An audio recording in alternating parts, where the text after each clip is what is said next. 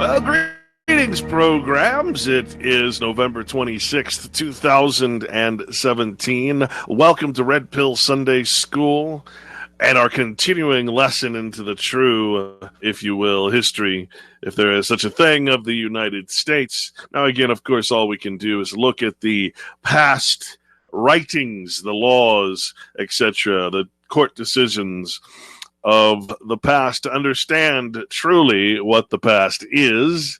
And that's what we're going to be doing for the rest of the show today. And of course, next week we will really hit the nitty gritty when we go into the origins of the Civil War, how it was a war that never actually ended because it was not a declared war by Congress.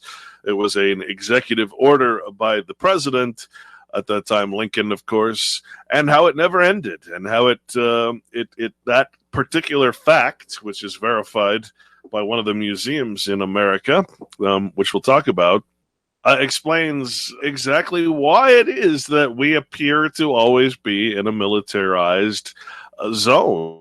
In the Lieber Code, it states, of course, that when a military presence is in your state, your country, a foreign military presence, which the United States is, well, then that means you're occupied.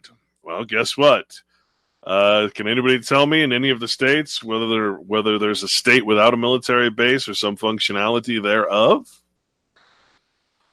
You see, we don't realize the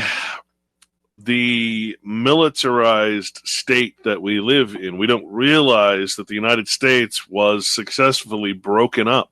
That when Congress abandoned its post in the 1850s, 1860s, right there around the Civil War, that was the end. That was the dissolving of Congress. And again, I don't want to get sidetracked on that because we're going to cover that heavily next week. And it's a very, very important topic to understand because, again, here we're talking about the real history here. We're also going to read next week from the proclamations that were finally put forward out of Texas and out of a couple other states, which were the stragglers, the last standouts, if you will, the last holdouts of the Civil War, refusing to let go their lands, etc. And of course, when you read the last proclamation, as you'll hear a little bit of today in some of these constitutions, when you hear the last proclamation, especially towards Texas, there is no possible way that you can think that you are still in a position in Texas, that you are actually living in any kind of republic, that you cannot look at the words of the United States and their proclamations, their declarations. And again, there was never a treaty of peace that was written. It just didn't exist. It doesn't exist. Therefore, according to the Lieber Code, the rules of war, the war never ended. But you do have these political proclamations that say, hey, Texas, or any other state for that matter, it's not just Texas, it's just that Texas is the one we always consider because it was the last.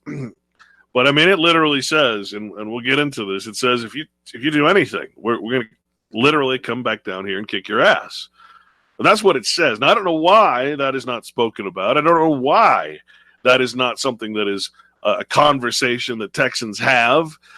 Maybe it's pride.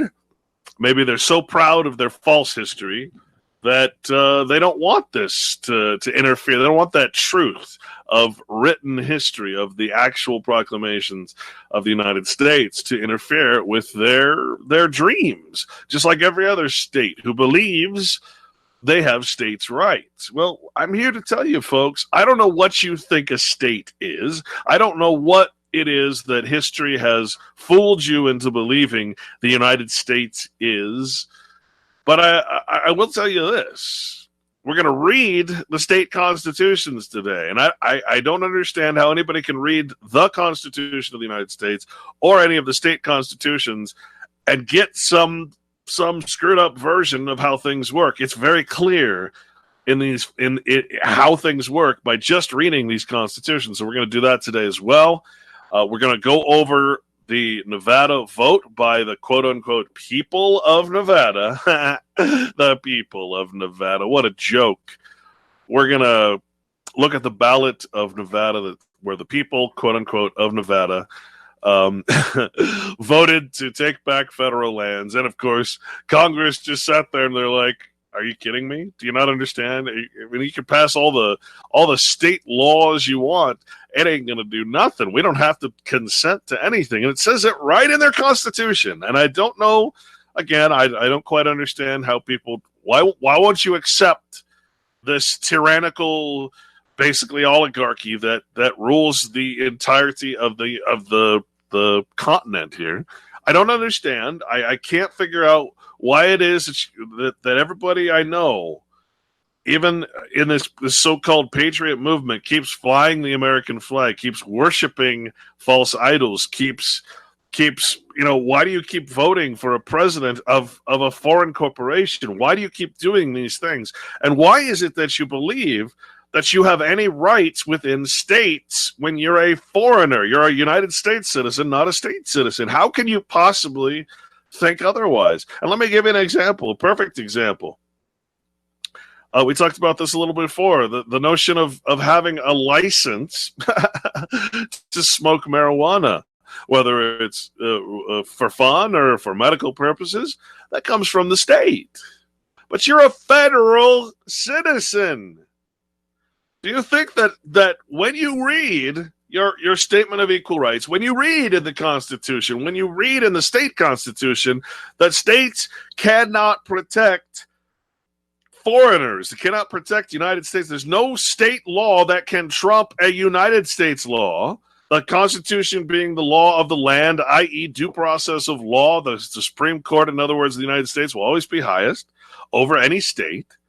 Right? The Constitution, the United States will always be highest over any state. And heck, we're going to find out today how states are created. Where do the people of states come from? Well, they don't exist. There's no people. You see, this goes back to the time domain. How is a people created? Where did all these peoples of the earth come from? Did they somehow just appear into history? Well, actually, yes, they were written into history. They were time-stamped. How do you think the people of Nevada and the people of California, the people of Ireland and these people didn't exist as a people until they were time-stamped into Roman history, essentially. Into the Gregorian calendar, right? They didn't exist. There is no people until all of a sudden, at one point, suddenly a people exists, and they're now a state. Well, I'm here to tell you, folks, as you're going to find out, that that's not how it works. That a state is created by Congress. It is declared and admitted into the Union by the President of the United States. It is not something that just forms out of thin air. It is not some romantic thing that we've been taught. There is no such thing as a people except the fiction that is created on the timeline of your Roman gods. I'm sorry. I say again, if you don't want to know the truth, then turn away. Go away. Just get the hell out of here. Because we're not interested in stroking your ego or making your romantic versions of history come true here. That's not what it is. Spiritual enlightenment is a painful journey. It is not something pleasant. It is not something that I recommend to anybody who can't handle it. You can't handle the truth. That's an honest statement. Most people can't, in my experience. And when I tell you things, I'm not telling you because it's my opinion. I'm pointing right to the facts. I'm pointing right to the writings, the laws, the proclamations, the constitutions. They're right in front of your face. But then again, so is the propaganda. And the propaganda is always so much stronger, isn't it? So much stronger. So, again, we're going to go. This is part of a documentary I was making. The longer segment, and it starts basically right where we left off last week, which was a look into the Congressional Research Center and its honest and forthcoming, absolutely sourced version of how things actually work historically and in law. It's really quite indisputable. I don't know what to tell people who, if you don't believe the Congressional Research Service, which of course Congress actually, hires to and puts together to make these documents, then I don't know what you're going to believe. I had a guy yesterday actually asked me if you actually believe the CAFR. Well, yeah, it's the audit. You don't want me to believe the audit of government? It's so blatantly honest. I don't know how can you not believe it, right? It's I mean, it's like it's an exposure of the tyranny, as opposed to the budget report or as opposed to some court opinion, right? I mean, it exposes everything. Oh no, but you can't believe them. No, don't believe the accountants. For God's sake, don't believe the actual audit of everything. But at the same time, they'll cry for an audit of the Federal Reserve, even though that is the CAFR. Drives me nuts. So, okay, let's not get sidetracked. Let's stick to the subject at hand here. Before we can go into this, there's one confusing point. I know there's one confusing point that always gets folks, and that is, what the hell is the people? What is this thing we call the people? So I'm going to read you from Webster's 1828 dictionary and a couple other sources here. Just so we have this down under our belt. What is people? People can. It's like God. It's a generic term. It has to be qualified. You have to know what you're saying when you say it, and therefore you have to know what these legislatures, these courts, and these lexicographers, these dictionary makers are saying when they say it. So let's examine the difference here between when the Constitution says we, the people of the United States, in order to declare, etc., etc., etc., where people is capitalized as a capitonym, meaning that it has a special meaning of certain people, thus people of the states, the already existing states, right? Colonies, I should say.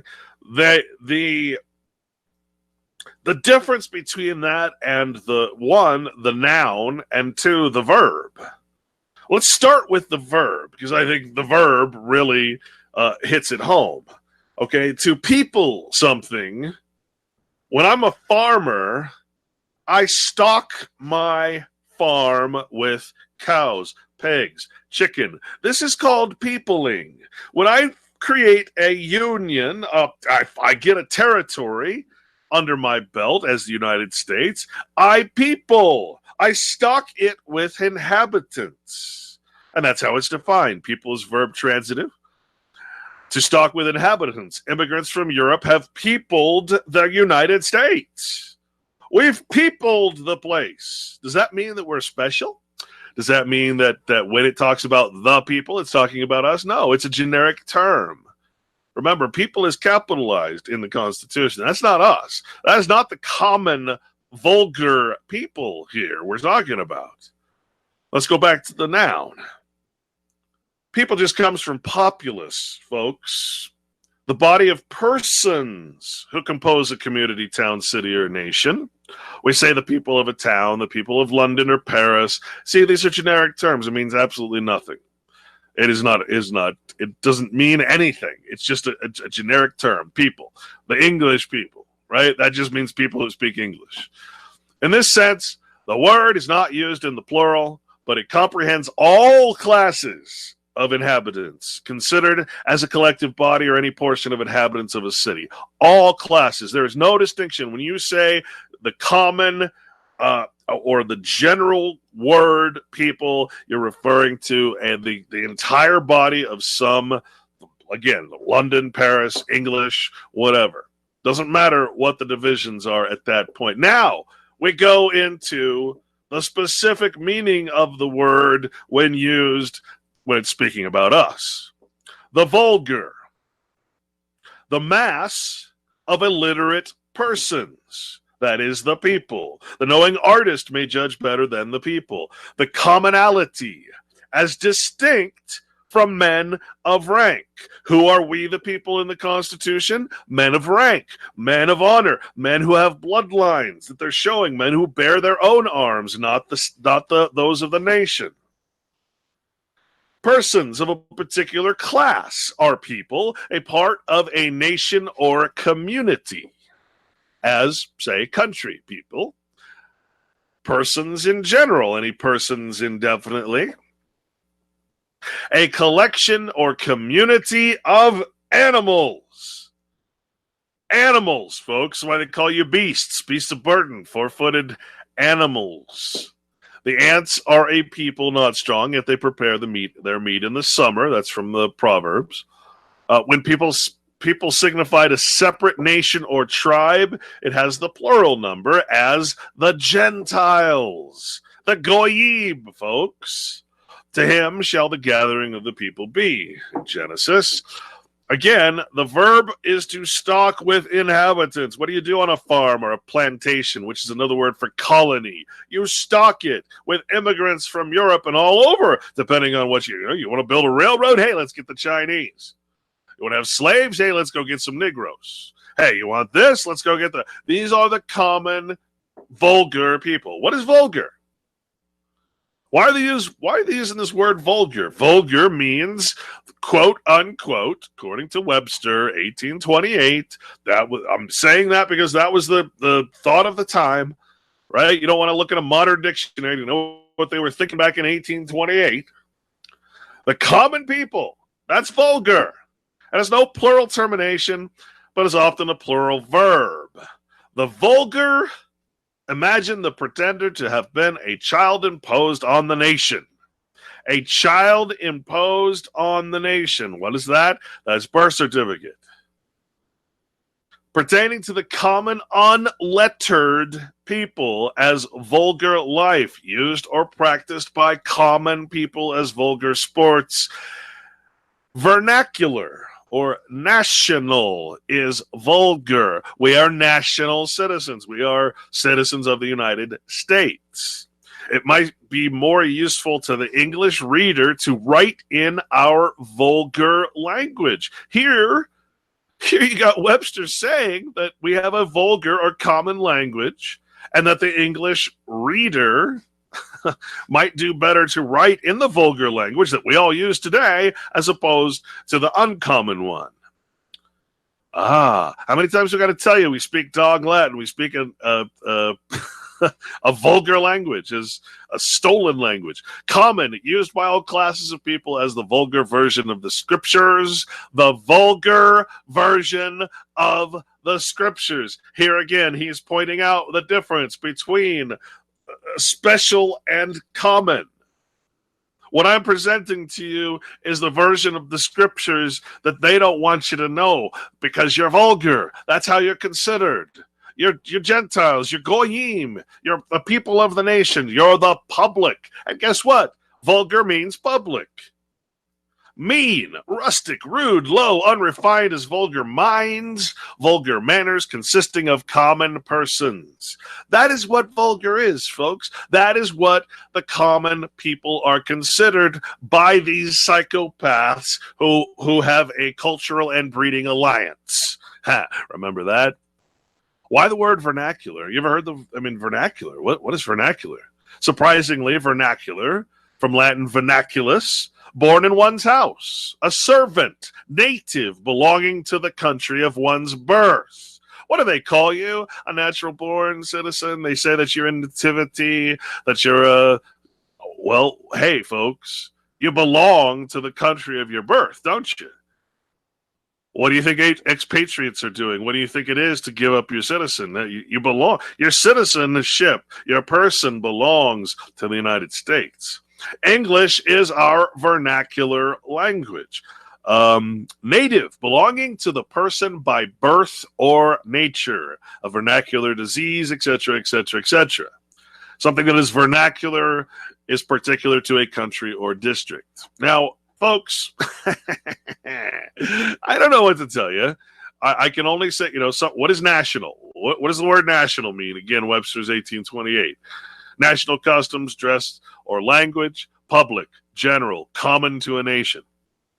Attached or unduly attached to one's own country. It is one thing to love the notion of the union of a country. It is another thing to be a slave to it. It is another thing to worship it as if it is a god.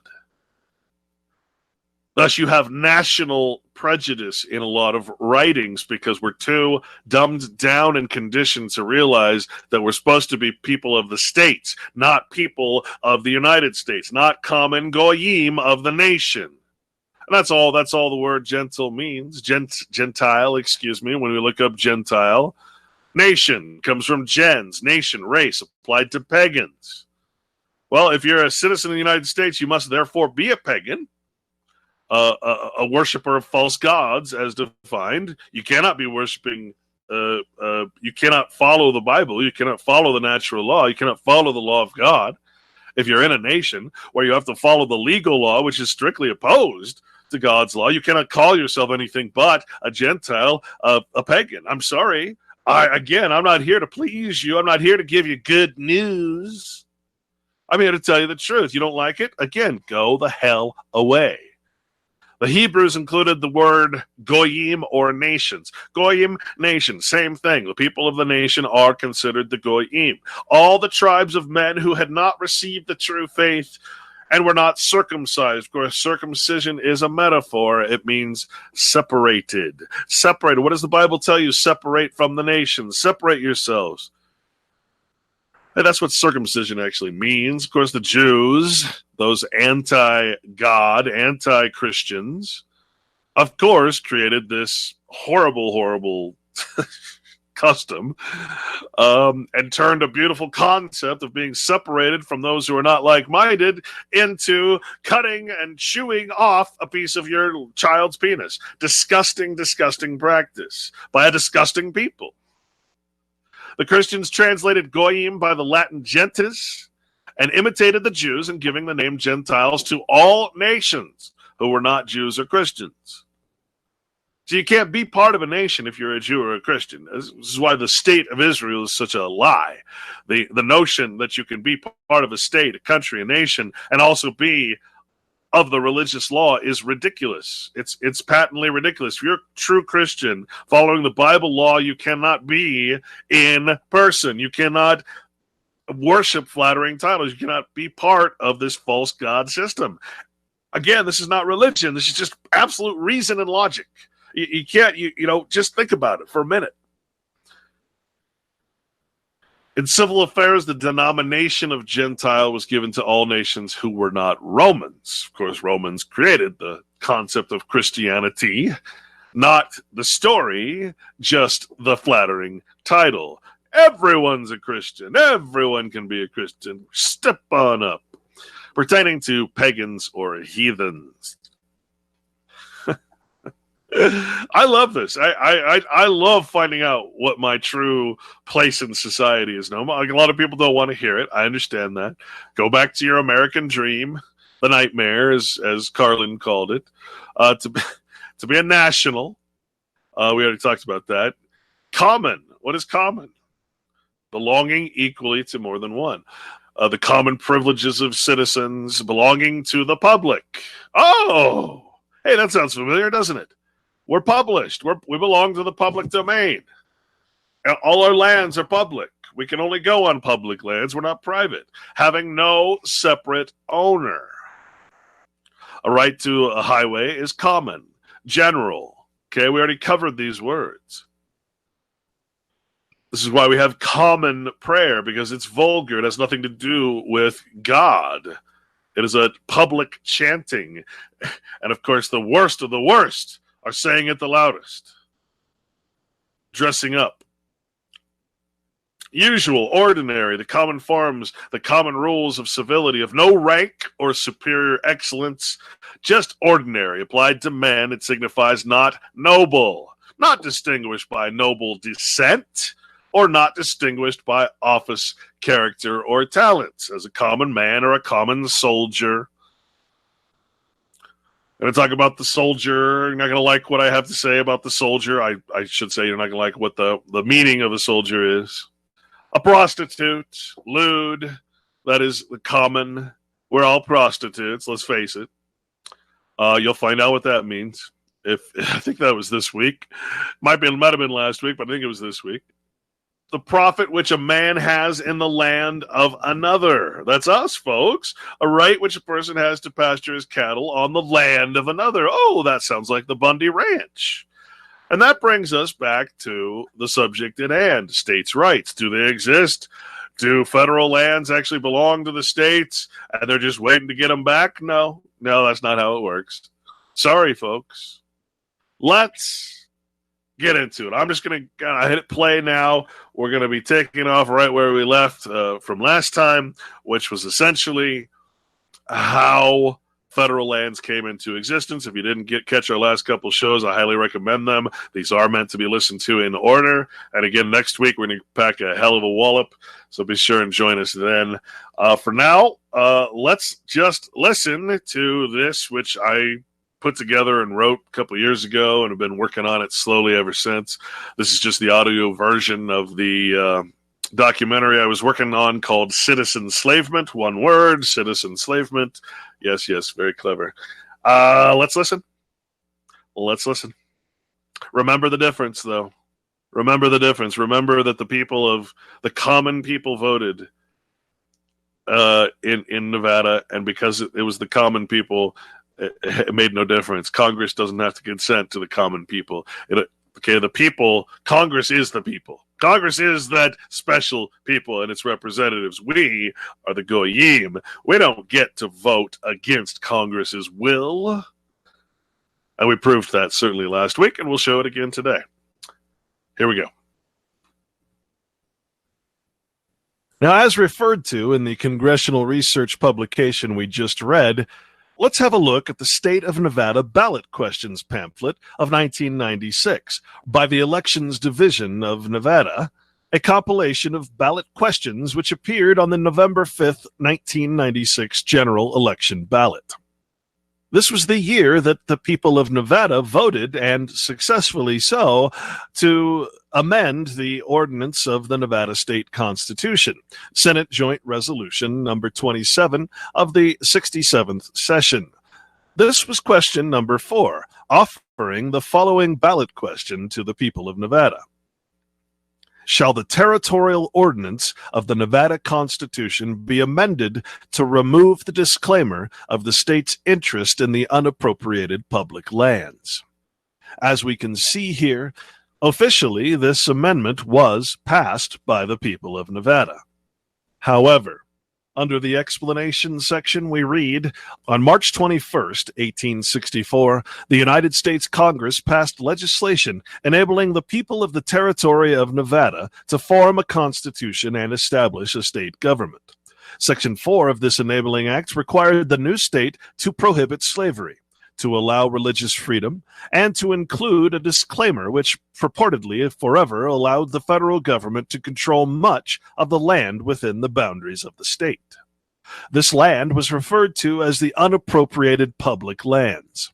These conditions were included in the ordinance of Nevada's original constitution, which was approved by the voters on September 7th, 1864, and by President Abraham Lincoln, who proclaimed Nevada's statehood on October 31st, 1964. The proposed amendment to the state constitution would remove that provision from the ordinance, which reads that the people of the territory of Nevada, quote, forever disclaim all right and title to the unappropriated public lands lying within said territory, and that the same shall be and remain at the sole and entire disposition of the United States, unquote. The proposed amendment, if approved by voters, does not become effective until the Congress of the United States consents to the amendment or until a court decides that such congressional action is not needed. A yes vote is a vote to remove the disclaimer from the ordinance, while a no vote is a vote to leave the disclaimer in the ordinance. Once again, we can see that this amendment did indeed pass with an overwhelming majority of the people's vote. However, as we'll read, the people's vote doesn't really mean a damn thing. Under the arguments for the passage of this amendment, it states, the intent of the founding fathers of this country was to guarantee that any new state admitted to the Union would be treated in the same way and placed on an equal foot with the original states. None of the original 13 states was required to disclaim all right and title to its unappropriated public lands. It should be noted that approximately 87% of the land in Nevada is controlled by the federal government, over half of which is unappropriated public land. Of the 50 states, only 27 were purportedly required to disclaim all right and title to their public lands as a condition of statehood. The disclaimer in Nevada's ordinance violated the guarantee that Nevada would be treated in the same way as the original states. Additionally, in lawsuits against the state of Nevada, the federal government continues to rely on the disclaimer to support its position that it should keep control over that land in Nevada. Therefore, the disclaimer should be removed from the ordinance of the Nevada Constitution. Switching to the arguments against passage of this amendment, we come across a more realistic view of the subject. In 1864, eligible voters of the territory of Nevada disclaimed all right and title to the unappropriated public lands as a condition of statehood. Further, the Federal Enabling Act specified that the disclaimer was irrevocable, unless the United States and the people of Nevada both agree to remove it. Even if Nevadans approve Question 4, their approval does not guarantee that Congress will agree to remove the disclaimer. Indeed, this is the case. On a fiscal note, the financial impact of this amendment cannot be determined. The proposal to amend the ordinance of the Nevada Constitution would remove the disclaimer of the interest of the state in unappropriated public lands. The fiscal effect would be determined by subsequent actions of the federal government and persons who may take advantage of the provision. When reading the full text of the measure, we also get a verification and admission that these lands are not property of the state of Nevada.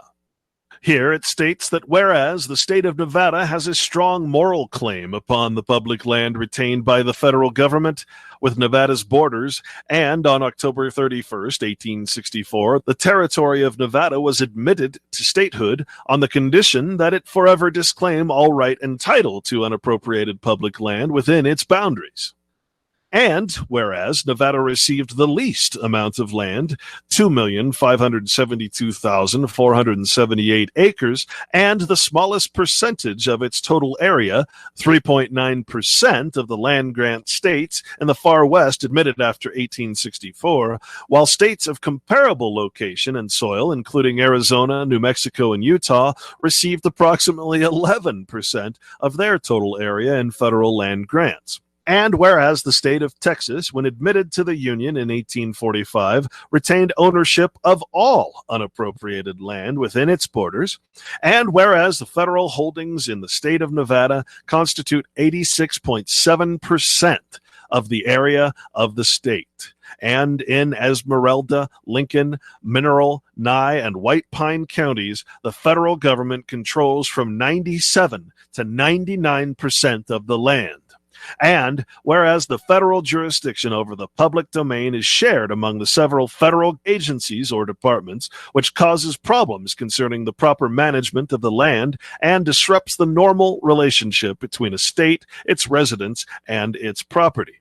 And whereas the intent of the framers of the Constitution of the United States was to guarantee to each of the states sovereignty over all matters within its boundaries, except for those powers specifically granted to the United States as agent of the states. And whereas the exercise of dominion and control of the public lands within the state of Nevada by the United States works a severe, continuous, and debilitating hardship upon the people of the state of Nevada.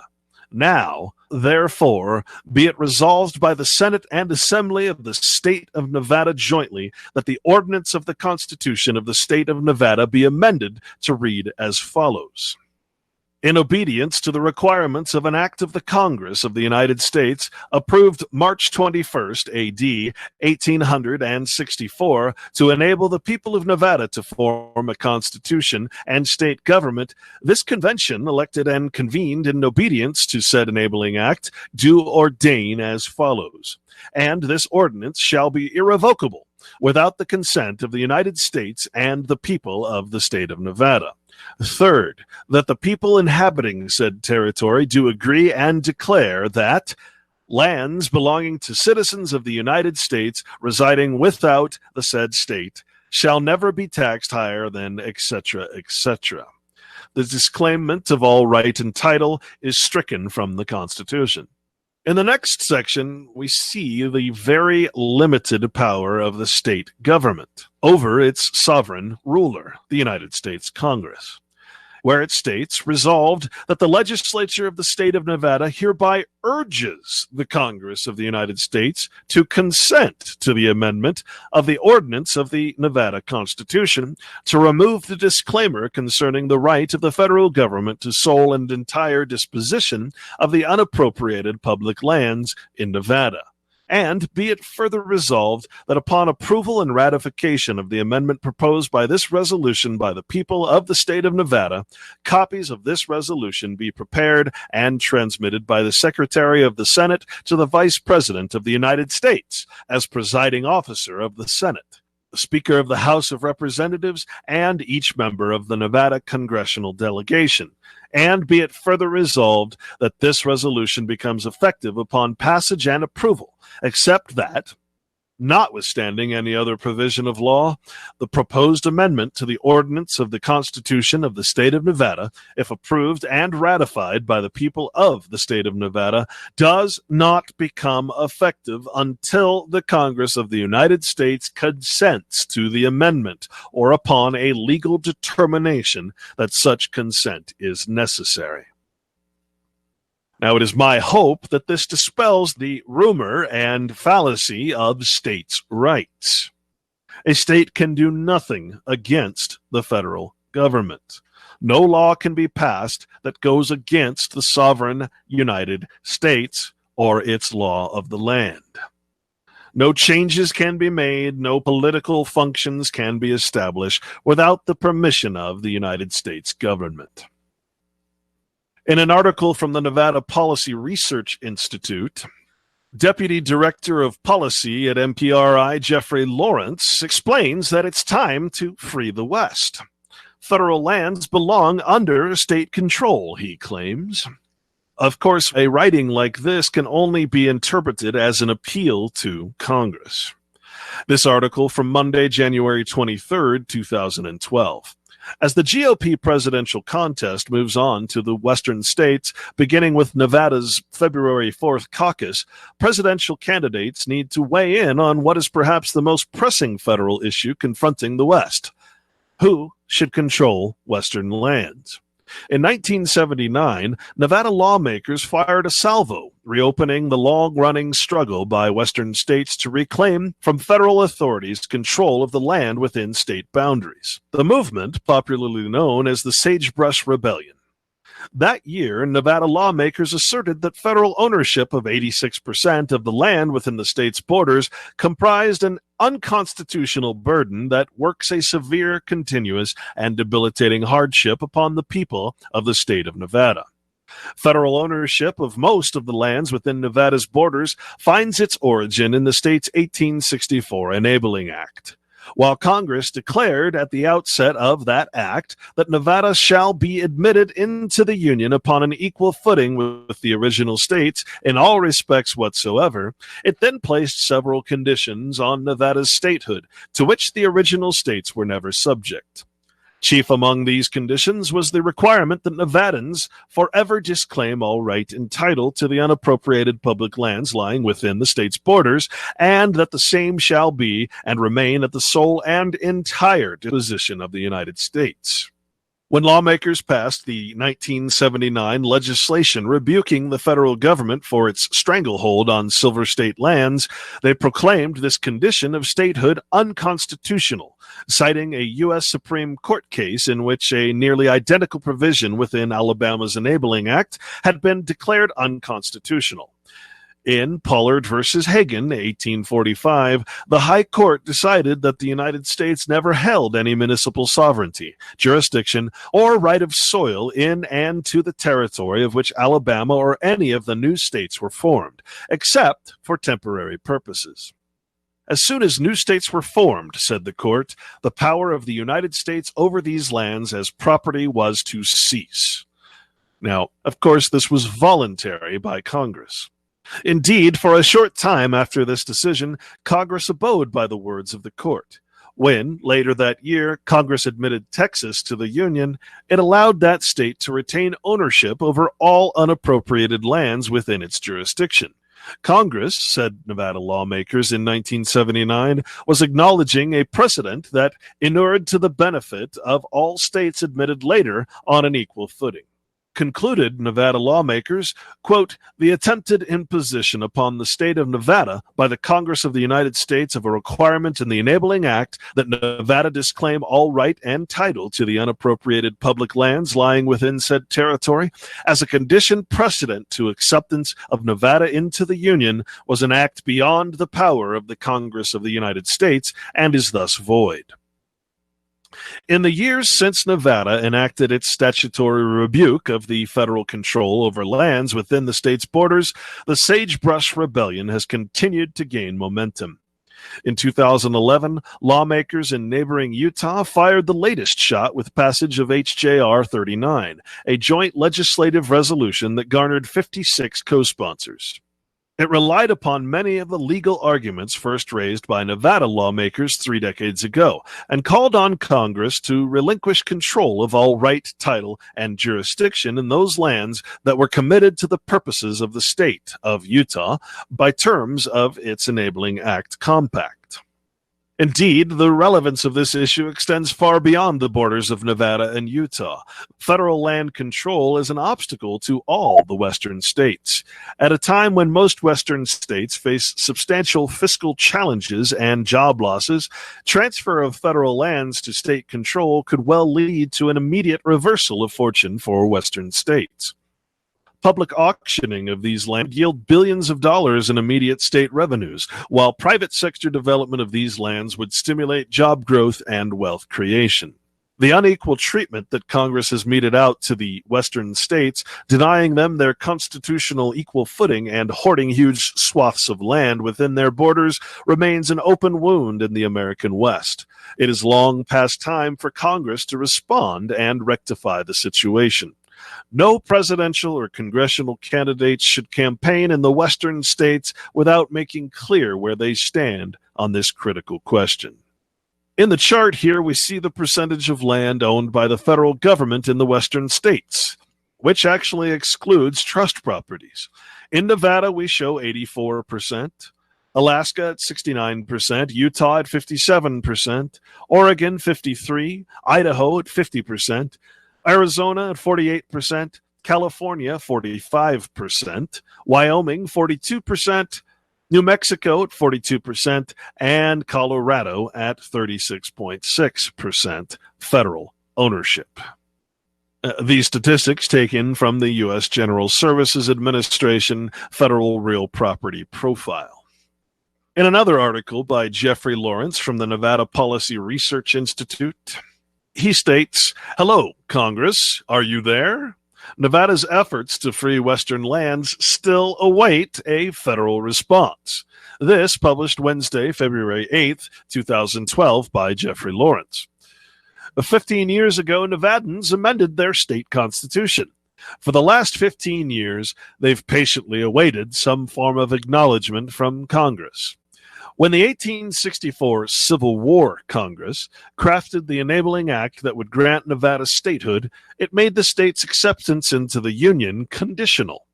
Nevada had to first forever disclaim all right and title to the unappropriated public lands, and agree that they shall remain at the sole and entire disposition of the United States. It was wartime, and congressional militants wanted to ensure the Union control over all of Nevada's reputed mineral wealth. Thus, in order for the battle-born state to enter the Union, Nevada's founders inserted the language into the state constitution. At the time, judging from the 1860 census, the Nevada Territory boasted a population of only about 7,000 people. Since then, the state's needs have changed tremendously, and its population has grown to exceed 2.7 million. Today, the federal encumbrance of 87% of the land within the state has become a clear obstacle to the state's continued development. Indeed, Nevadans today face practical and logistical challenges unknown to residents of other states due to the suffocating effects of federal land control. Beyond these practical complications, an important legal question remains unresolved. Did Congress even have the authority to reserve for itself the bulk of Nevada's lands? Article 4, Section 3 of the U.S. Constitution grants Congress the authority to form new states, and the accompanying federal case law has, ever since the 18th century, recognized that new states are to be admitted into the Union on an equal footing with the original states. Indeed, even though the 1864 Enabling Act for Nevada's statehood later subjects Nevada to the encumbering condition of federal dominance in land use, it begins by declaring that Nevada shall be admitted into the Union upon an equal footing with the original states in all respects whatsoever. But we must remember that the Congressional Research Service stated that this is a political statement, not a right or privilege. In 1979, when Nevada lawmakers passed their statutory censure of federal control over Nevada land, they cited an 1845 U.S. Supreme Court opinion in which the court found that Congress could not hold claim to public lands in Alabama, even though the state's Enabling Act imposed conditions nearly identical to those placed on Nevada. According to the court, the United States never held any municipal sovereignty, jurisdiction, or right of soil in and to the territory of which Alabama or any of the new states were formed, except for temporary purposes. As soon as new states were formed, said the court, the power of the United States over these lands as property was to cease. This led Nevada lawmakers in 1979 to proclaim the attempted imposition upon the state of Nevada by the Congress of the United States of a requirement in the Enabling Act that Nevada disclaim all right and title to the unappropriated public lands lying within said territory as a condition precedent to the acceptance of Nevada into the Union was an act beyond the power of the Congress of the United States and is thus void. Later in this presentation, we'll see that this is not a true statement. By the 1990s, Nevada lawmakers were willing to go a step further and remove from the state's constitution the disclaimer of interest in unappropriated lands. In 1993, Senate Joint Resolution 27 began a new chapter of the Sagebrush Rebellion when both chambers of the Nevada legislature voted unanimously to remove the disclaimer from the state's constitution. After SJR 27 again secured legislative support in 1995, the following question was submitted to the 1996 vote of the people. Quote, shall the territorial ordinance of the Nevada Constitution be amended to remove the disclaimer of the state's interest in the unappropriated public lands? Unquote. The measure won by a wide margin, with 234,206 voting in favor and only 181,743 voting in opposition. Having secured lawmakers' support in consecutive legislative sessions and winning the popular vote, the amendment became official, and the disclaimer of interest in unappropriated lands no longer appeared in the current version of the Nevada Constitution. However, official does not mean effective. According to the state constitution's footnotes, the amendment is, quote, effective on the date Congress consents to amendment or a legal determination made that such consent is not necessary, unquote. Because Nevada's constitution must conform to the language of its Enabling Act, still necessary is either congressional action or a judicial resolution of the state's claim that Congress lacked authority to impose this condition. Today, as it has for the last 15 years, and in 2014, that's 17 years, Nevada's constitution continues to stand at odds with its Enabling Act. It is long past time for Congress to act, or for an interested party to drive the issue forward in the courts. Here we see the classic battle between states' rights and the federal tyranny and oppression known as sovereignty. The truth of the matter is that states have no rights except those granted by the United States Congress. This particular fallacy of states' rights, the belief that states have rights over the federal government, is one that will be dispelled continuously throughout this presentation, showing that through military conquest, the United States owns it all. Interestingly, when we view the current copy of the Constitution of the state of Nevada, it lies in a state of limbo until Congress actually consents to the people's vote, which it likely will never do. Under the Ordinance section, we see the before and after effects of that amendment. The original ordinance states that this disclaimer of public lands is effective until the date Congress consents to amendment or a legal determination is made that such consent is not necessary. And in the third paragraph, it states that the people inhabiting said territory do agree and declare that they forever disclaim all right and title to the unappropriated public lands, all 86% lying within said territory, and that the same shall be and remain at the sole and entire disposition of the United States. In other words, this is the standing Constitution. Directly beneath that ordinance is the amended ordinance, which again stands in limbo until Congress consents to the will of the people.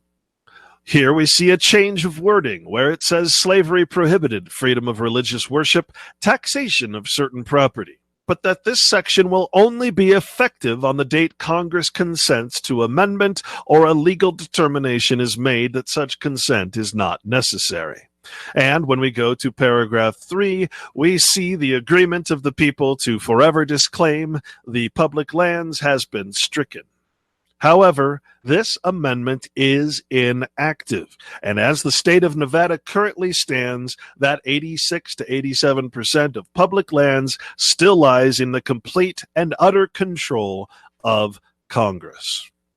And we can read in the footnotes that this amendment was approved and ratified by the people at the 1996 general election, effective on the date Congress consents to amendment or a legal determination is made that such consent is not necessary.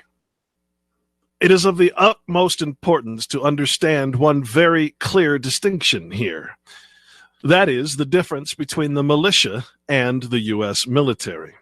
For it was, of course, one of the most grave concerns to the writers of the Declaration of Independence that a standing army existed within each of the colonies, a standing army representing a central government.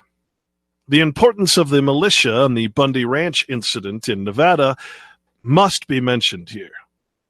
Again, from Webster's 1828 Dictionary of the English Language, we find the word soldier, which comes from the Latin word solidus, or piece of money, as the pay of a soldier. A soldier is a man engaged in military service, one whose occupation is military, a man enlisted for service in an army, also defined as a man enrolled for service when on duty or embodied for military discipline, a private as a militia soldier.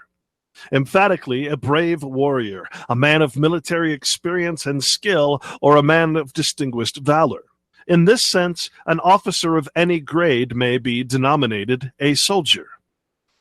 But we can't stop there, for the difference between the militia and a standing army of a central government must be established.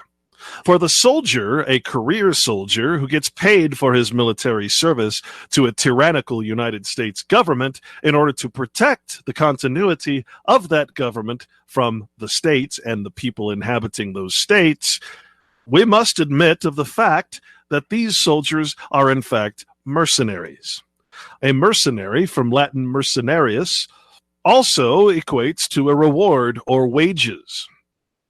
It is defined as venal, that which may be hired, actuated by the hope of reward, moved by the love of money, as a mercenary prince or judge. A mercenary is also defined as hired, purchased by money, as mercenary services or mercenary soldiers. Sold for money, as mercenary blood. Greedy of gain, mean, selfish, as a mercenary disposition. Also contracted from motives of gain, as a mercenary marriage. In its noun form, one who is hired, a soldier that is hired into foreign service, a hireling. As for the soldiers of the United States military in permanent occupation, in a permanent career, receiving reward and gain for their service to the United States. This is the mercenary class. This is the mercenary soldier, a soldier hired into foreign service. For indeed, the United States is a foreign government when compared to the state, hiring citizens of each country or state into its ranks, ironically, to protect the United States from those states. Venal is defined as vain, from Latin venalis, or venco, to be sold. Venal refers to a mercenary or prostitute, that which may be bought or obtained for money or other valuable consideration.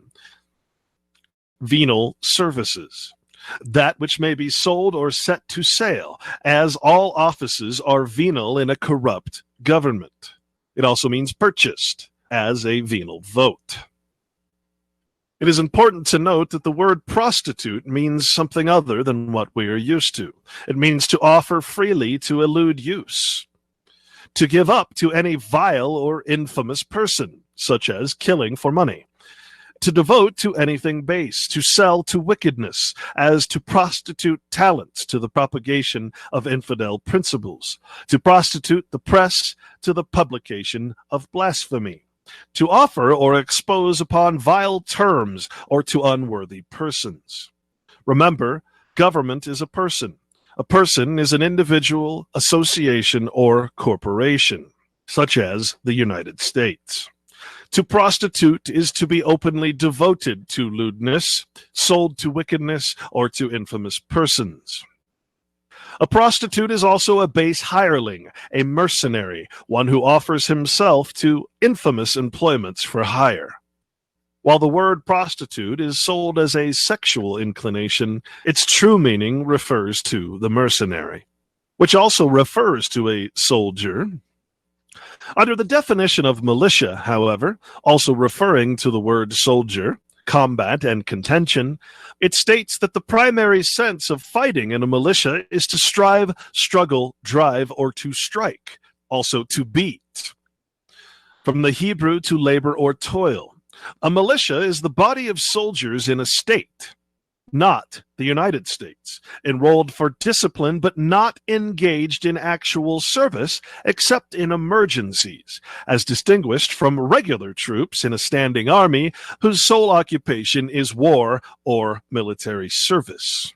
The militia of a country, also known as a state, are the able-bodied men organized into companies, regiments, and brigades, with officers of all grades, and required by law to attend military exercises on certain days only, but at other times left to pursue their usual occupations. The importance of the militia cannot be understated here. Naturally, the United States and its controlled media have demonized the militia. For the militia is what protects the states from the United States central government.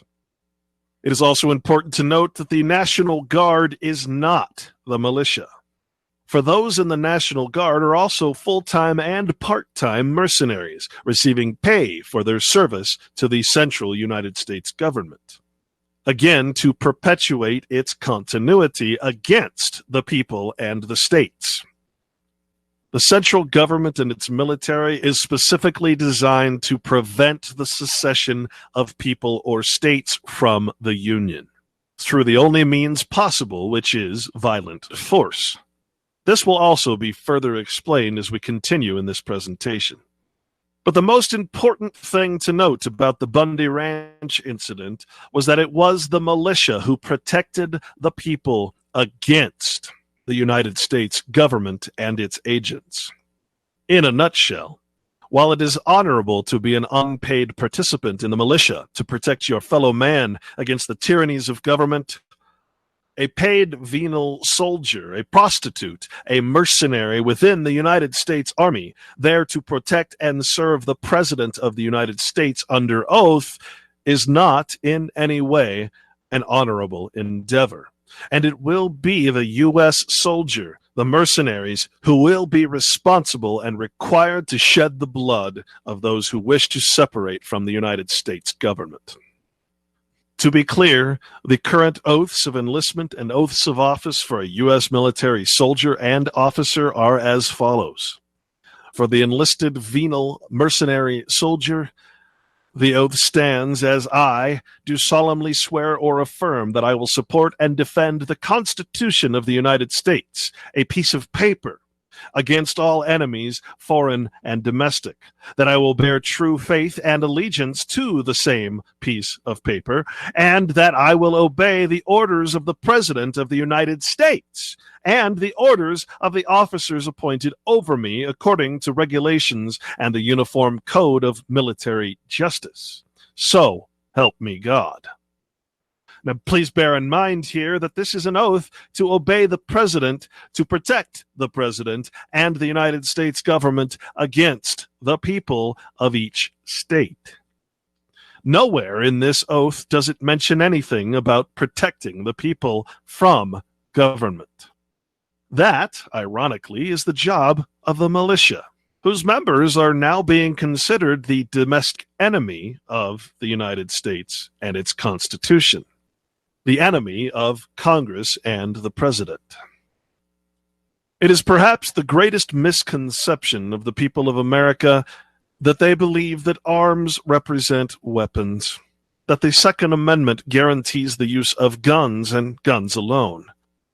But the importance of the Second Amendment must be further examined. For when we search for the word arms, we do indeed find weapons of offense, armor for defense and protection of the body.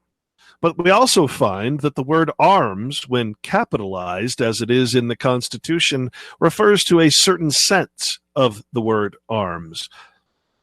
Webster's 1828 dictionary defines arms as the ensign's armorial of a family, consisting of figures and colors borne in shields, banners, etc., as marks of dignity and distinction, and descending from father to son.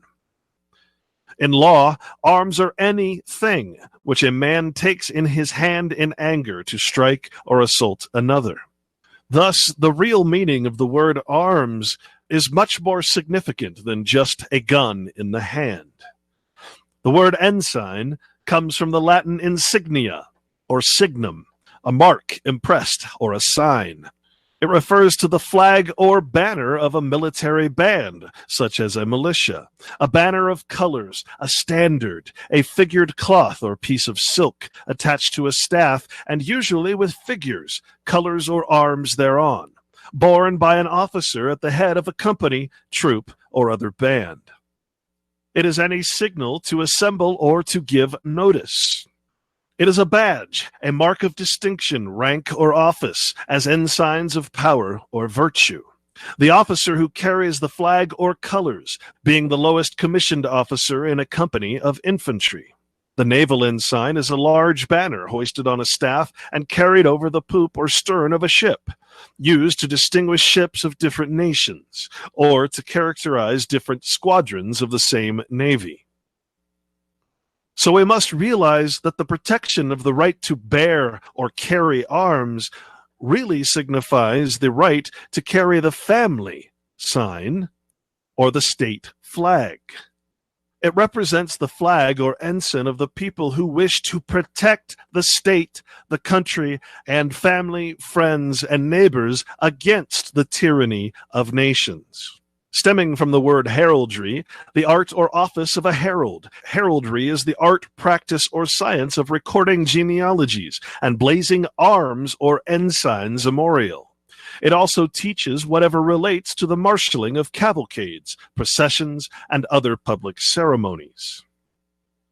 From genealogy, Latin genealogia, arms stem from an account or history of the descent of a person or family from an ancestor, enumeration of ancestors and their children in the natural order of succession. It is the pedigree, lineage, and regular descent of a person or family from a progenitor. So it is with great urgency to protect the right for men to bear arms, to bear their pedigree and lineage, the history of their family, against that of the universal flag of the militarized tyrannical nation. The protection of the right to bear these genealogical arms is of the utmost importance. Guns are but a small part of that right. And in fact, it is those weapons that protect the right against the nation. The word arm or armorial is defined as belonging to armor or to the arms or escutcheon of a family, as ensign's armorial. Escutcheon is a noun meaning shield, from the Latin scutum, the shield on which a coat of arms is presented, the shield of a family, the picture of ensign's armorial. This would be the banner flown by the militia, from the Latin pannus, a square flag, a military ensign, the principal standard of a prince or state, a streamer borne at the end of a lance or elsewhere. And this all stems to the protection of the pedigree of men, defined as lineage, the line of ancestors from which a person or tribe descends, a genealogy. And here Webster states something very important to understand, where he says the alterations of surnames have obscured the truth of our pedigrees. The surname is the last name, the second name added as an addition to the Christian or given name. The surname is what in fact creates the person or the citizen. All law and its effects are based on the surname. The pedigree is an account or register of a line of ancestors. Also a reference here to the Jews preserving the pedigrees of their several tribes. And finally, lineage refers to race and progeny, descendants in a line from a common progenitor. The purpose of the United States and its civil law is to make all people equal, that is, equal to the full pain, punishment, exaction, and extortion of the United States government. Its purpose is multiculturalism, and its incremental and successful attempts to take away the right to bear arms, to carry the lineage, progeny, the race, to carry and bear the sign of your forefathers, and to protect that lineage against United States citizenship is almost complete. And so we must remember, guns are to protect the right to bear arms. The Second Amendment is but a piece of paper. The right to bear arms and the right to defend that right with guns is a God-given, natural, unalienable right. Perhaps this is a good time to stop and define what the word citizen actually means. Let's look at Title 42 of U.S. Code, Section 1981, entitled Equal Rights Under the Law. This is the statement of equal rights. It states that all persons, not men, within the jurisdiction of the United States shall have the same political right in every state and territory to make and enforce contracts, to sue, be parties, give evidence, and to the full and equal benefit of all laws and proceedings for the security of persons and property, not for the security of men, but for the security of persons and property, as is enjoyed by white citizens. Now, this seems like a good thing until we read further. For with every benefit comes the obligation.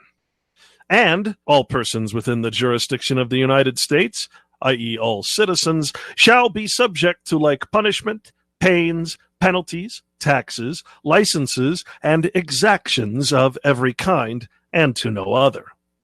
The word exaction actually means extortion, or the taking of something that is not due. It is important to give a citizen the right to make and enforce contracts, creating a voluntary system of subjection. For the purposes of this section, the term make and enforce contracts includes the making, performance, modification, and termination of contracts, and the enjoyment of all benefits, privileges, terms, and conditions of the contractual relationship.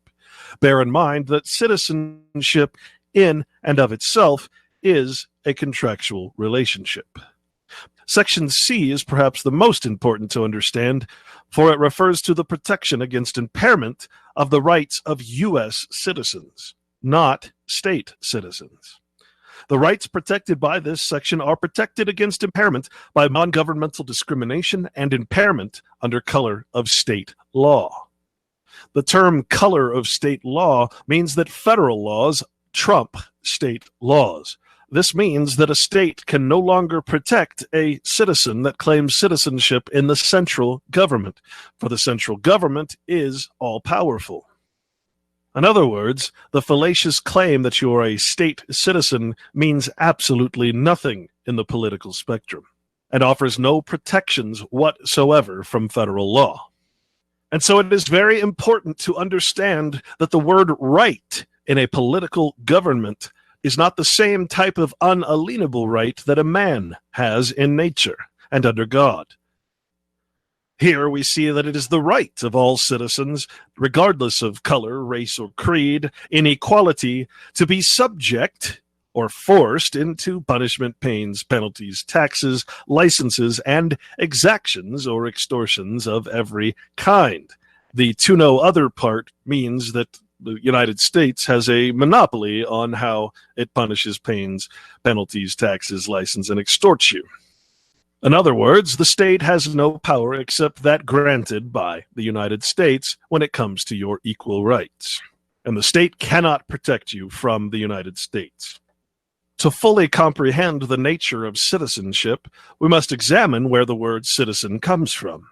In fact, the word citizen stems from the word denizen. Denizen is described and defined as a citizen. In England, a denizen is an alien who is made subject by the king's letters patent, holding a middle state between an alien and a natural-born subject. He may take land by purchase or device, which an alien cannot, but he cannot take by inheritance. A stranger admitted to residence and certain rights in a foreign country. And once again, a denizen is a citizen. To denizen, the action of making something into a denizen, is to make a denizen, to admit to residence with certain rights and privileges. In other words, to enfranchise. A citizen, as described in the United States, is a person, not a living sentient being or man, native or naturalized, who has the privilege of exercising the elective franchise. In other words, voting, or the qualifications which enable him to vote for rulers and to purchase and hold real estate. A citizen is defined as the native of a city or an inhabitant who enjoys the freedom and privileges of the city in which he resides. The freeman of a city, as distinguished from a foreigner or one not entitled to its franchises. The word franchise refers to liberty and freedom. These, again, are political, not natural rights. A franchise is a particular privilege or right granted by a prince or sovereign, as in the United States government, to an individual or to a number of persons, as the right to be a body corporate with perpetual succession.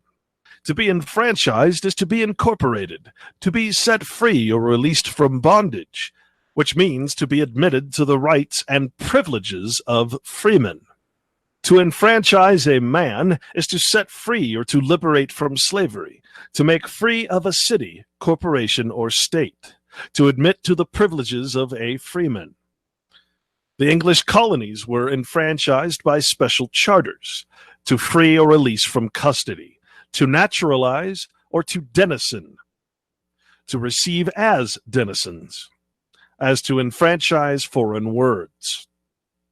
More importantly, to enfranchise means to make free, to incorporate a man in a society or body politic. In other words, to make a man into a corporate person, a corporation. Enfranchisement is defined as the admission of persons to the freedom of a corporation or state. Investiture with the privileges of free citizens, the incorporating of a person into a society or body politic. Enfranchising is the setting free from slavery or custody, admitting to the rights and privileges of denizens or free citizens in a state, or to the privileges of a free man in a corporation. But note here that the word free in a political context is not the same word that would be used by a truly free man. For again, we are in the political realm. The word free means being at liberty.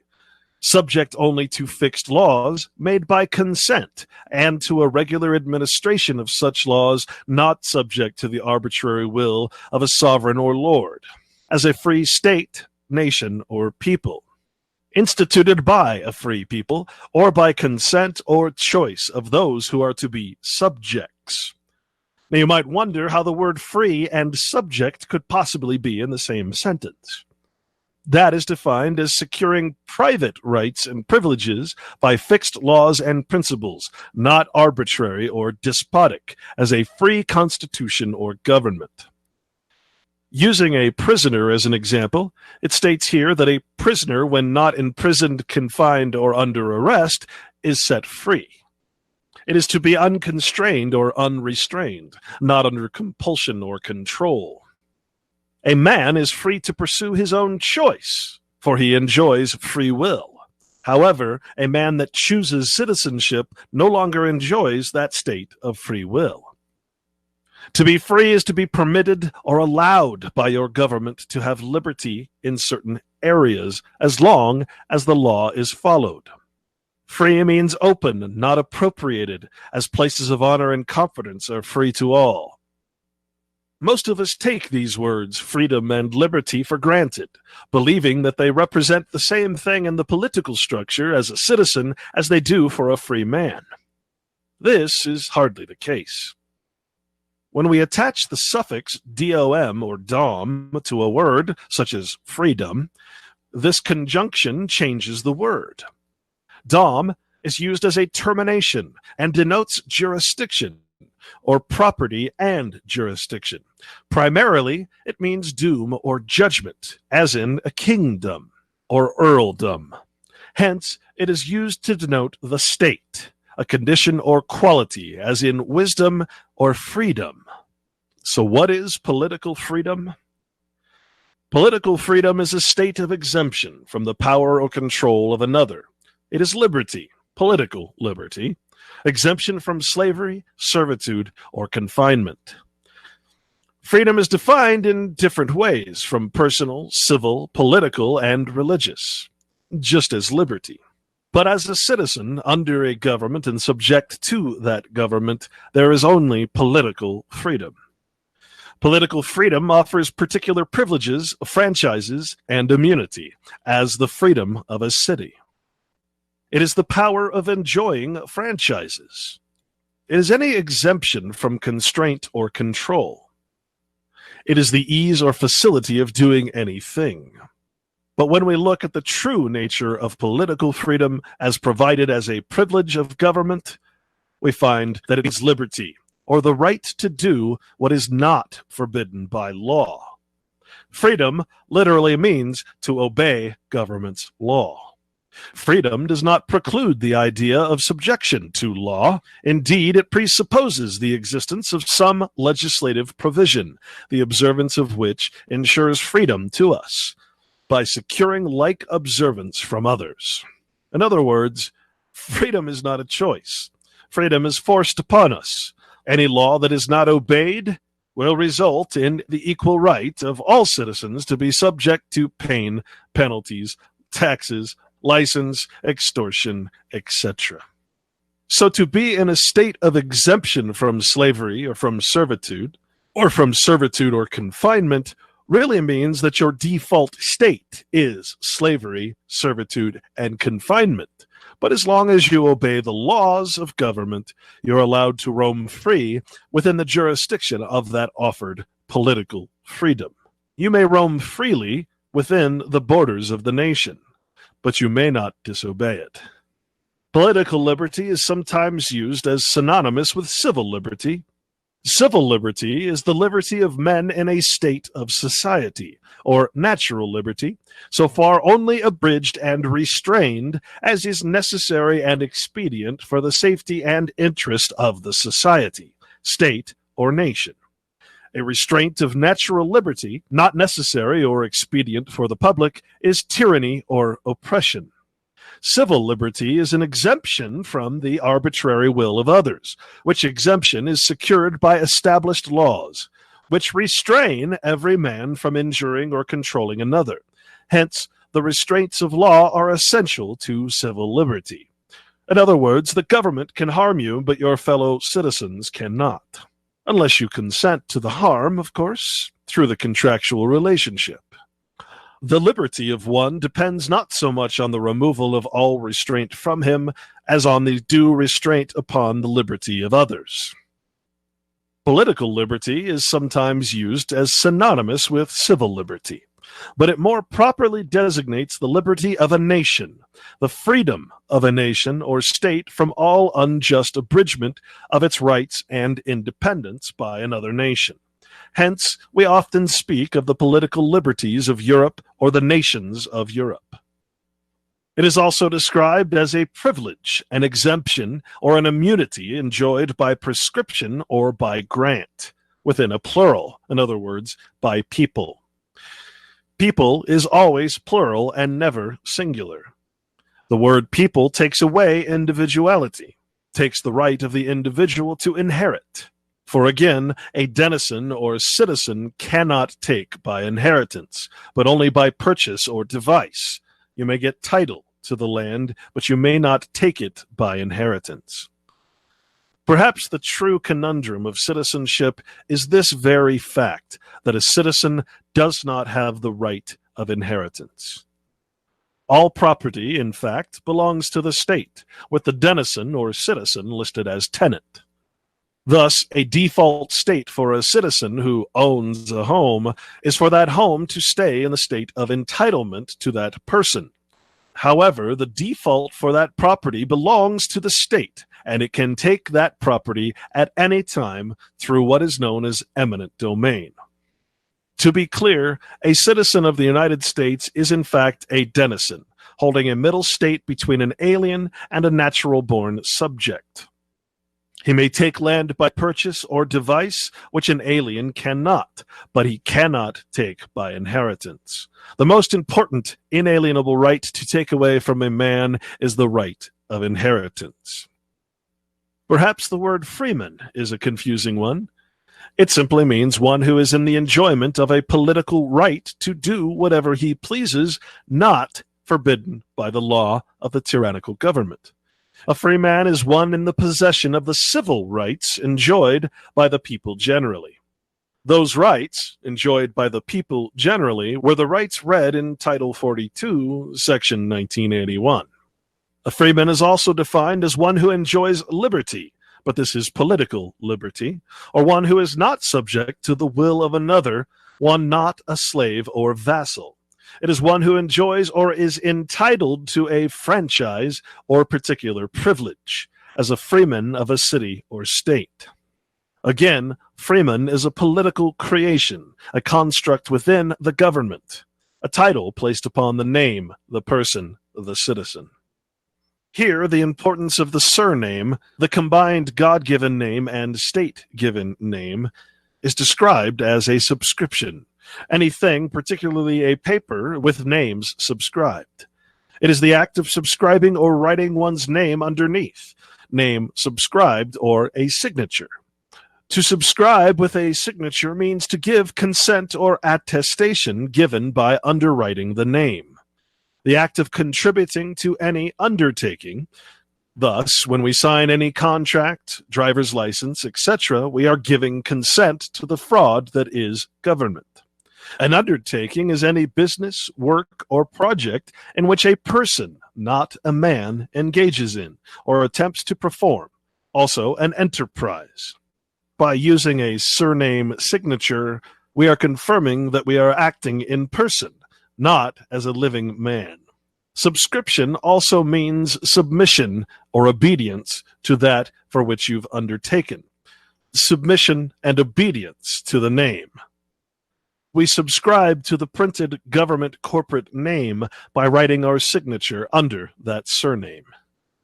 To subscribe to something is to sign with one's own hand, to give consent to something written, or to bind oneself by writing one's name beneath. As parties subscribe a covenant or contract, a man subscribes a bond or articles of agreement. to attest by writing one's name beneath, as officers subscribe their official acts, and secretaries and clerks subscribe copies of records. To subscribe is to promise to give by writing one's name.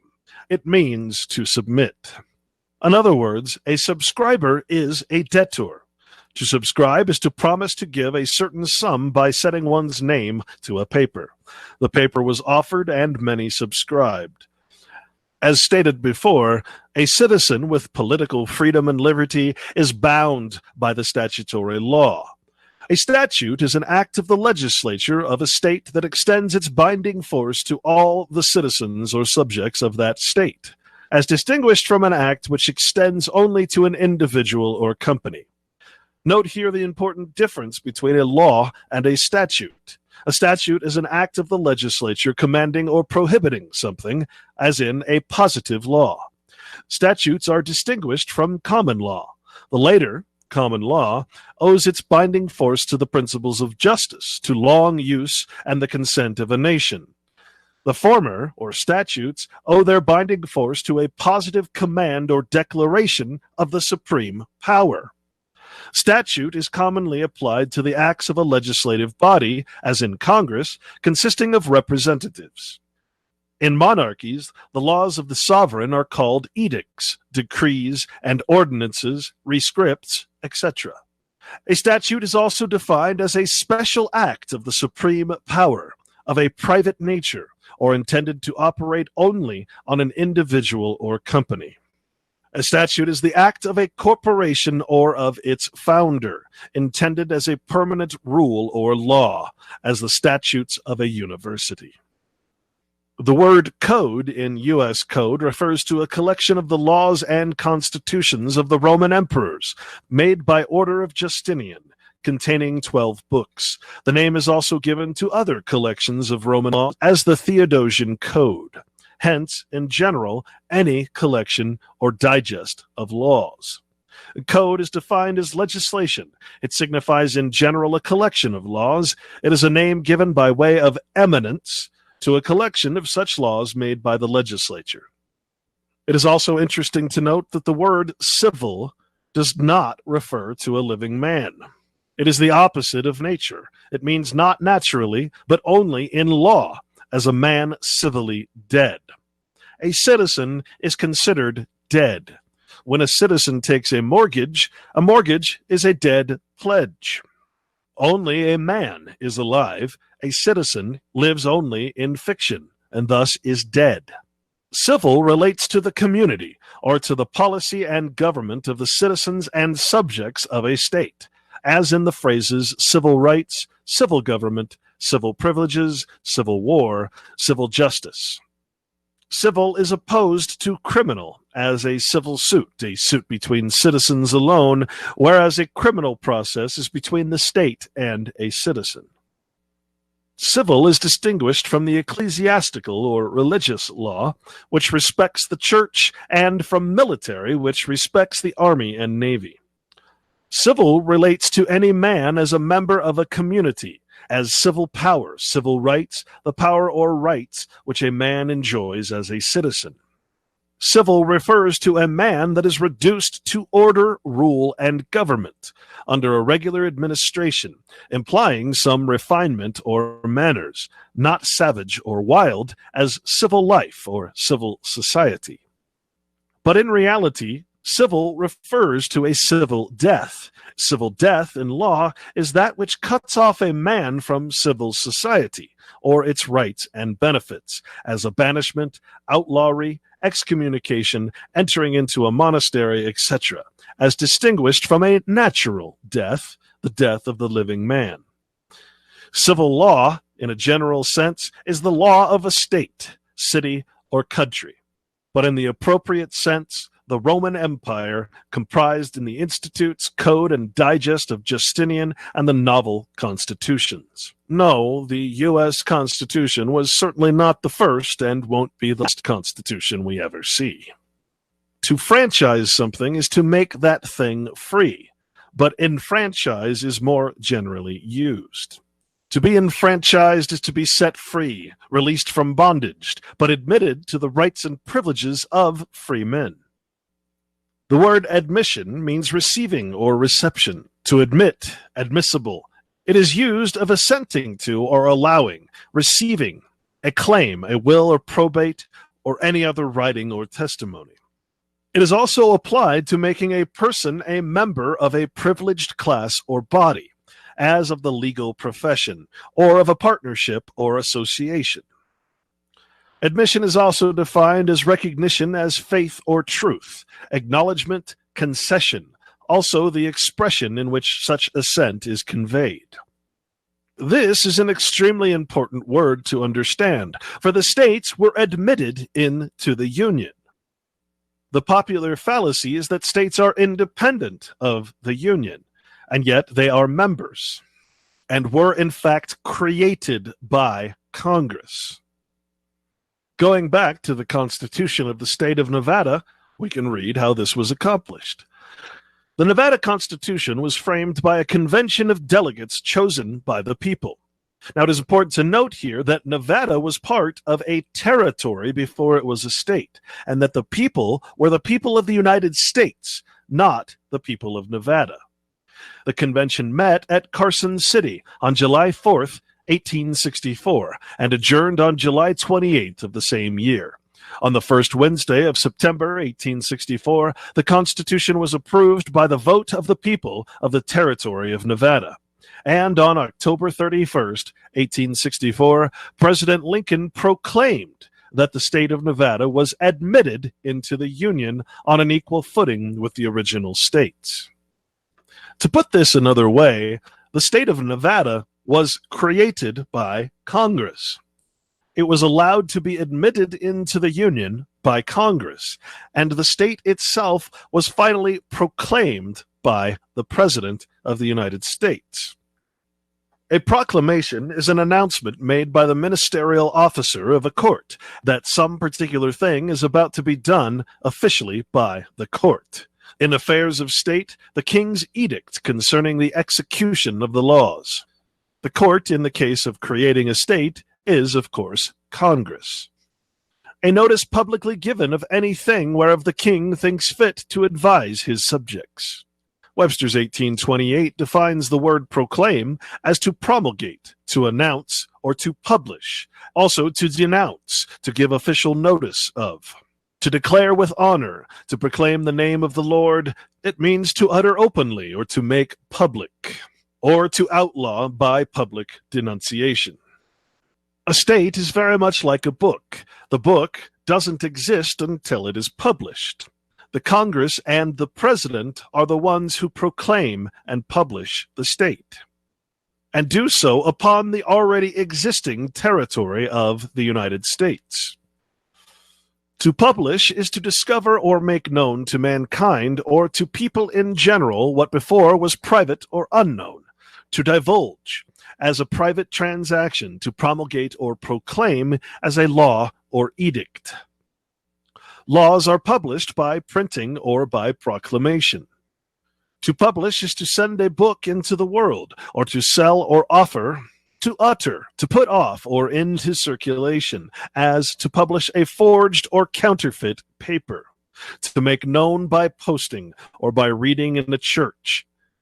To further understand the nature of the creation of a state by the federal government, the preliminary action of the state constitution of Nevada states that the act of Congress approved March 21st, A.D., 1864, quote, to enable the people of the territory of Nevada to form a constitution and state government, and for the admission of such state into the Union on an equal footing with the original states, unquote, requires that the members of the convention for framing the Constitution shall, after organization, on behalf of the people of the said territory, adopt the Constitution of the United States.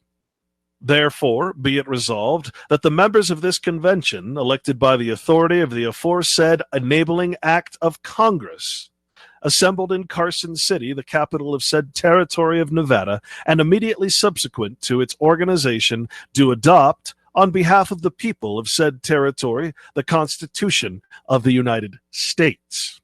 The word adoption, or to adopt, is the act of adopting, or the state of being adopted, the taking and treating of a stranger as one's own child. This is the doctrine of parens patria. The receiving as one's own what is new or not natural. Webster's refers here to the adoption of arms, an ancient ceremony of presenting arms to one for his merit or valor, which laid the person under an obligation to defend the giver. The state, therefore, and all of its persons are under an obligation to continuously defend the United States and its laws. And as we read in Section 2, the purpose of the state government is the paramount allegiance to the United States. And whensoever any portion of the states or the people thereof attempt to secede from the federal union or forcibly resist the execution of its laws, the federal government may, by warrant of the Constitution adopted by the states, employ armed force in compelling obedience to its authority. Please note here that this refers to all states, not just Nevada. You might say that all states are under the equal footing of tyranny from the United States, and will be equally punished and put in pain, killed, tortured, murdered, etc., for any disobedience to that United States corporation. In examining other state constitutions, we find similar writings, although sometimes not as forthcoming as the Nevada state constitution. Utah, for instance, under Article 1 and the Declaration of Rights, reaffirms the nature of inherent versus inalienable rights, where it states that all men have the inherent and inalienable right to enjoy and defend their lives and liberties, to acquire, possess, and protect property, to worship according to the dictates of their conscience, to assemble peaceably, to protest against wrongs, and petition for redress of government, to communicate freely their thoughts and opinions, being responsible for the abuse of that right. But notice here that Section 1 is only talking about men, and not persons or people. Section 2 explains the political nature of that power, which is inherent only in the people, the artificial construct of man in government. Section 2 states that all political power, not inherent or inalienable power, is inherent in the people, not men, and all free governments are founded on their authority for their equal protection and benefit, and they, meaning the body politic or the people as one individual function, have the right to alter or reform their government as the public welfare may require. Remember, the people is one voice, e pluribus unum, out of many one. It is the direct antithesis of man, for a people have no inherent rights, except for the political rights granted by government. Section 3, in a much more simple fashion, confirms what the Nevada State Constitution told us about being inseparable from the Union. It states very clearly that the state of Utah is an inseparable part of the federal union, and the Constitution of the United States is the supreme law of the land. It is important to note here that by stating that the Constitution of the United States is the supreme law of the land, in reality, this means that anything created by the Constitution, that is, Congress and the President, and all of the statutes that are created through those bodies are also the supreme law of the land. Section 3 of the Arizona State Constitution states the following: Supreme law of the land. The Constitution of the United States is the supreme law of the land. In New Mexico, the preamble of the state constitution reads as follows: We, the people of New Mexico, grateful to Almighty God for the blessings of liberty, in order to secure the advantages of a state government, do ordain and establish this Constitution.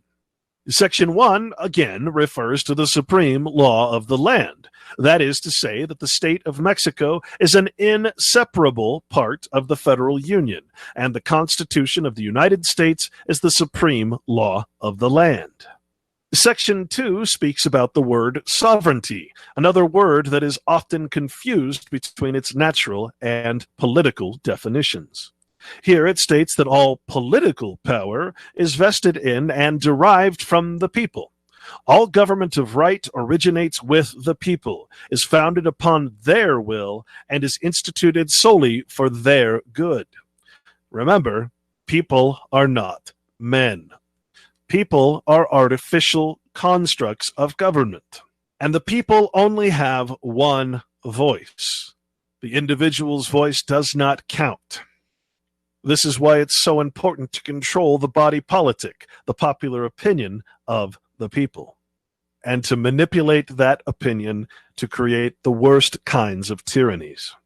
Section 3 refers to the right of self-government. The people of the state have the sole and exclusive right to govern themselves as a free, sovereign, and independent state.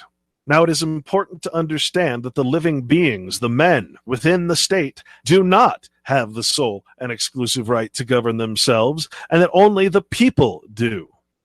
A man is not sovereign when a man is acting as a person and part of a people. In Article 3 of the California Constitution from the state of California, we read in Section 1, the state of California is an inseparable part of the United States of America, and the United States Constitution is again the supreme law of the land. It is perhaps necessary here to also define the word land. Remember that in a corporation, the word land cannot by definition refer to the soil. Instead, Webster's 1828 defines what the word land means in an artificial construct. Real estate, the inhabitants of a country or region, a nation or people. Whereas in nature, land is defined as earth, or the solid matter which constitutes the fixed part of the surface of the globe, in distinction from the sea or other waters. Any portion of the solid superficial part of the globe, whether a kingdom or country or a particular region. The United States, in pure irony, is denominated as the land of freedom. But the word land here literally means jurisdiction or corporation, not the earth. Real estate is but a title or paper representing the actual land. It is a creation of government and only represents the land as a legal entity. Thus, when we hear the word law of the land, it really means law of the corporation, the United States Corporation, also known as the municipal corporation called Washington, D.C. William C. Anderson, in his 1889 Dictionary of Law, attempts to describe the word land, considering its artificial nature in the legal construct. Land comprehends all things of a permanent, substantial nature, being a word of very extensive signification, real property or realty. Of course, we must acknowledge that the word real means paper or artificial in the legal construct. Land is referred to as all corporeal hereditaments, ground, soil, or earth, with all objects under or upon the same, as trees, herbage, water, minerals, buildings. By the simple word land, everything terrestrial passes. Is a building land? Is water land? Land often passes by other terms, such as house, mill, or massage. The tunnels, tracks, substructures, superstructures, stations, viaducts, and masonry of a railroad are also land within the meaning of the tax law. It goes on to state that everything essential to the beneficial use and enjoyment of a designated property, i.e. the United States, in the absence of language indicating a different intention in a grantor, passes by a conveyance of the property. It refers to wild land as land in a state of nature. Thus, we see the distinction between incorporated land and unincorporated land. A land warrant is the evidence in writing which the state, on good consideration, gives that the person therein named, the warrantee, is entitled to the quantity of land specified. Public lands are also defined. The Congress shall have power to dispose of and make all needful rules and regulations respecting the territory or other property belonging to the United States. Public lands is habitually used in legislation to describe such lands as are subject to sale or other disposal under general laws. It is absolutely imperative for the viewer to understand that in government, nothing exists in reality. Words like land, water, sea, and people are simply names or representations of the real thing into a legal fiction. We must not ever make the mistake of believing that anything in government is of nature or of God. To do so is the consent of heart and mind into the tyrannies of men. California's Constitution in Article 3, Section 2 also states that the boundaries of the state are those stated in the Constitution of 1849, as modified pursuant to statute. Sacramento is the capital of California. Of course, the boundaries of the state did not include the unappropriated public lands that were given up by the people to the United States. The Washington State Constitution, in its preamble, states that we, the people of the state of Washington, grateful to the supreme ruler of the universe for our liberties, do ordain this Constitution. It is perhaps important to mention here that the people were only white landowners, male in persuasion, and that no female or black persons were considered as people.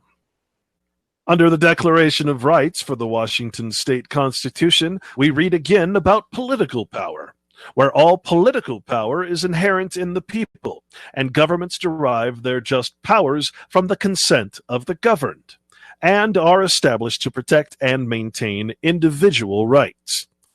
Bear in mind that a person is defined as an individual, association, or corporation. Now you might ask how, if you are one of the people, how you can sue yourself. This is the paradox of selling your rights to government. Anything goes. Section 2 again states that the supreme law of the land is the Constitution of the United States. The wording in Section 3 is also very important to consider, where it speaks of personal rights. The word personal refers to the person and not to the man. No person shall be deprived of life, liberty, or property without due process of law. This comes directly from the Fifth Amendment to the U.S. Constitution. Notice here that if we reword this sentence, it will state that as a person or citizen, your life, liberty, or property can be deprived or taken from you with due process of law. This clever presentation of words confuses one into thinking that their life, liberty, and property are secure.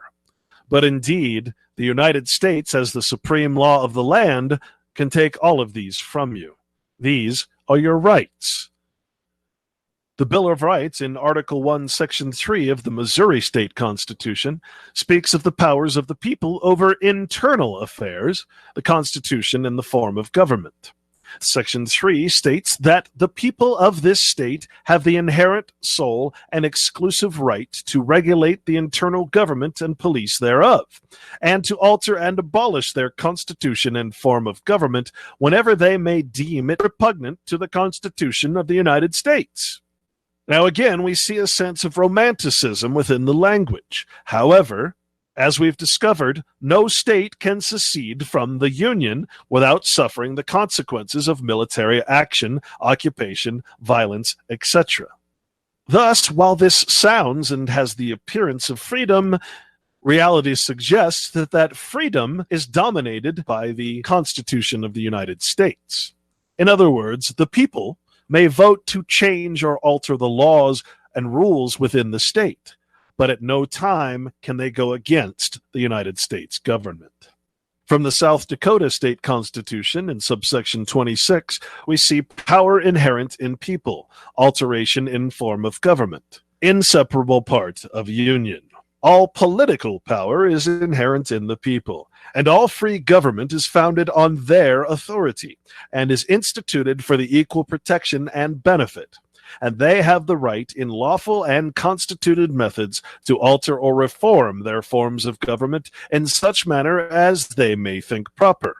And the state of South Dakota is an inseparable part of the American Union, and the Constitution of the United States is the supreme law of the land. These seemingly contradicting concepts, implying that these states are somehow sovereign above the United States, is defeated in every state constitution, where the United States, its Congress, its president, and its constitution are declared the supreme law of the land, of the corporation called the state and nation. All right, folks, we'll cut it off right there. Certainly a wealth of information, a wealth of definitions and understanding of what exactly our situation is. I wanted to just add a few notes so we can get into this fresh next week with the Civil War that never ended, why we are under this military jurisdiction, and why so many soldiers are needed to keep this thing going. First of all, the equal footing thing that the guy keeps mentioning, we understand that was a political statement that has nothing to do with what we think it does. It's very important to look at that. We read a court case on a previous show about the equal footing clause. Do not let yourself believe that these guys tied their hands in any way when they made this notion of the equal footing clause. That's ridiculous. He also mentions in his papers the notion that we wish to reclaim state lands. Well, this is not a correct term because you never had a claim on them in the first place. To have a claim, to have that claim taken away, and then to reclaim, well, that would make sense. But since the United States never gave up its territory in the first place when the states were created that we're talking about, specifically those 30 or so Western states, well, yeah, you can't really say we want to reclaim the lands or reclaim federal lands for the states. Now, another aspect of that is, of course, that states, I got to tell you, my state government is very corrupt. Your state government is probably just as corrupt as mine. I would actually hate to see, honestly, I would hate to see some of the public lands go into the hands of my state because they'd be sold off to corporations. We already have state parks that are being sold off to corporations here in Utah, one of the most beautiful places on earth, which is down there in Zion. And they're both being farmed off to corporations for mining. So there's a very much a danger in handing over these lands, which needs to be expressed. Of course, that doesn't stop the Bureau of Land Management, federal government, from doing the same exact thing. Of course, that is why they wish to keep their hands, as was even stated. Why keep so much of Nevada? Well, the rumored mineral deposits was the main reason, right? So they kept it because they wanted to. That foreign corporation, United States, controlled by Congress, their little holding company, they wanted control of all those minerals. So that actually makes a lot of sense. Just, not good or bad, just mentioning the facts. The Texas lands, the reason that you hold your title and you're the only state, Western state that retained land. I just wanted to make this clear because we did state this. But the only reason you got to hold on to your lands is because Congress was adhering to a precedent set in another case, and this was pre-Civil War, and therefore you were able to keep your unappropriated public lands. You kept those not because you're cool, not because you're Texas, but because it was a precedent of law at that particular time until the Civil War came and everything fell apart, which is what we'll talk about next week. One other little note, and then I'll try to do something real quick here. Free man being one word, which we defined. What I'm trying to tell you is that just means franchise man. Free man is franchise man. Okay, franchise man means you have freedom. You're a prisoner, but you're allowed to roam around the jurisdiction of some municipal corporation, county, state, and city. So it does not mean that you are free. It means you're free within a franchise, within a jurisdiction. And finally, we come to this concept of territory. Territory, you guys really should look this up yourself, because I don't think I never understood this myself because I never really cared to look into it. Now that I did look into it, it's actually pretty fascinating. You had, for instance, the New Mexico Territory Organic Act, the Utah Territory Organic Act. The Organic Act of 1848 created the Territory of Oregon. The Illinois Territory Oregon Act of 1809. The Michigan Territory Organic Act of 1805. The Organic Act of 1804, etc., etc. An organic act in the United States law is an act of the United States Congress that establishes a territory of the United States or an agency to manage certain federal lands. In the absence of an organic law, territory is classified as unorganized. All right. So, in other words, the states, the states were, aside from the original 13 and a few after that, all the states were territories of the United States before they were ever anything else. That's a tough lesson to learn. Organized, incorporated territories of the United States. Look this up on Wikipedia, just for a quick reference. Organized, incorporated territories of the United States. Okay, this is what we're talking about. They're territories of the United States that are both incorporated as part of the United States proper and organized, having an organized government authority by an organic act passed by the U.S. Congress, territorial government, etc., etc., etc. Of the current 50 U.S. states, 31 were at one time or another part of a U.S. territory. So before there were ever a state, folks, before there was ever a people called Utah or a people called Nevada, there was a U.S. territory that was allowed to be and created by an organic act and by an act of Congress and a proclamation of the president into a state. You see, this is not the history I've been taught. This is not the states' rights. This is not what states are in high school, in grammar school, in all the bullshit propaganda that I've ever seen. This is not what I was ever taught. All right? So, of course, since 1959, there have been no more new incorporated U.S. territories formally organized by an organic act. Of course, we had Hawaii and Alaska. Amazing list of these organized incorporated territories.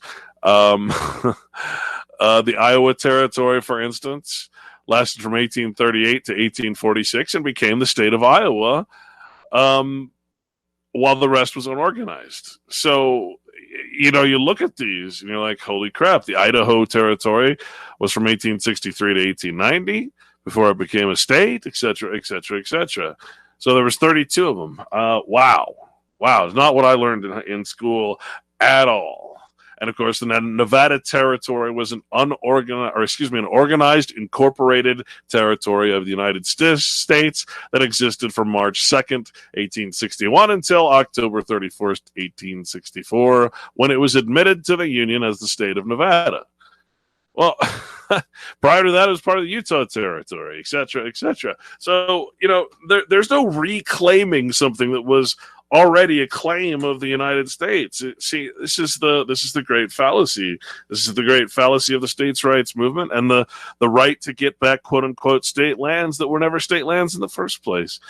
So vastly different than I ever could imagine. And next week we'll talk about exactly all of this, how it works, and why the Civil War changed everything. Thanks, folks. This has been Red Pill Sunday School here on UCY.tv. Look forward to next week. Take care.